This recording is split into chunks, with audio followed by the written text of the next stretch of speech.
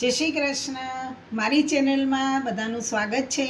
આજે હું તમારી પાસે બનાવીશ વડાપાઉંને ઇન્સ્ટન્ટ બનાવવા હોય તો એનું એક પ્રીમિક્સ જે ફ્રીજમાં તમે 15 દિવસ સુધી સ્ટોર કરી શકો છો. તેના માટે તમારે જોઈશે લસણ, લીલા મરચાં, કઢી પત્તા એટલે કે લીમડો, કોથમીર અને આદું.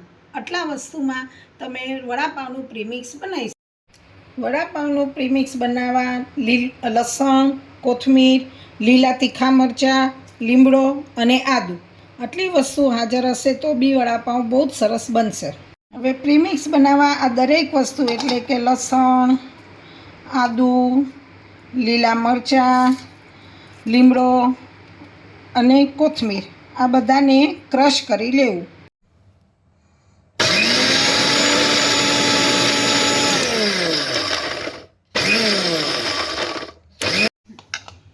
હવે આ બધું જે ક્રશ કરવાનું છે એની અંદર તમારે પાણી જરા બી નથી ઉમેરવાનું, પણ એને આવી રીતે અધકચરા જેવું જ ક્રશ કરવાનું છે.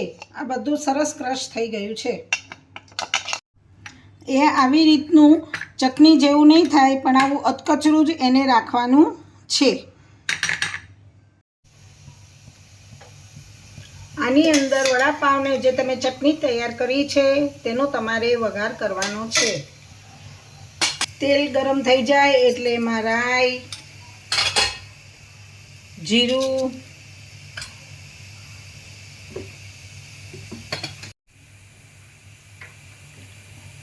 રાઈ જીરું તતરી જાય એટલે એમાં હિંગ નાખવી.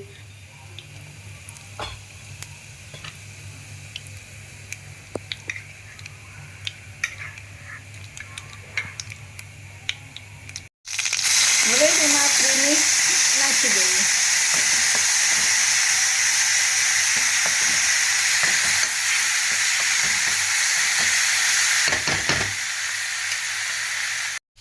હવે તમે જુઓ કે આમાં તેલ છૂટું પડવા માંડ્યું છે અને એકદમ જ લસણની બહુ જ સરસ સ્મેલ આવે છે. લીલા મરચાંની ફ્લેવર અલગ જ આવે છે. હવે આની અંદર તમારે હળદર અને સ્વાદ પ્રમાણે મીઠું નાખી દેવું. તેલ છૂટું પડી ગયું છે. હવે આ ઠંડુ થાય, ગેસની આંચ બંધ કરી દેવાની અને આ ઠંડુ થાય એટલે તમે એને એરટાઈટ ડબ્બામાં 15 દિવસ સુધી ફ્રીઝરમાં સ્ટોર કરી શકો છો. જ્યારે તમારે તાત્કાલિક વડાપાઉં બનાવીને માત્ર બાફેલા બટેકા તમારી પાસે રેડી હશે તો આમાંથી તમારે એમાં પ્રીમિક્સ ઉમેરી અને એકદમ સરસ વડાપાઉં બની જશે. આ હવે ઠંડુ થઈ ગયું છે. આ વડાપાઉંનો મસાલો ઇન્સ્ટન્ટ ખાવા માટે તૈયાર છે. ખાલી આને બટેકામાં ઉમેરી દેશો તો એકદમ સરસ વડાપાઉં બાર જેવા ટેસ્ટી બનશે. બટેકાને બાફી અને મેશ કરીને રાખ્યા છે. હવે એની અંદર આ તૈયાર કરેલું પ્રીમિક્સ આમાં મેં વડાપાઉંની ચટણી મિક્સ કરી લીધી છે. તમે જોઈ શકો છો કેટલો સરસ ગ્રીન કલર આવી ગયો છે. વડાપાઉં ગોળ બી હોઈ શકે છે તો આવા ગોળ ગોળા વાળવાના, અને તમારે ચપટા બનાવવા હોય તો આને સેજ આમ કરી અને ચપટા આવી રીતે બધા મસાલાના વડા વાળી લેવાના. અગર વડાપાઉંનું પાઉં બહુ મોટું હોય તો ચપટા વડા હશે તો સરખું એમાં આવી જશે. ગોળ વડા રાખશો તો એમાં તમારે દબાઈને મૂકવું પડશે.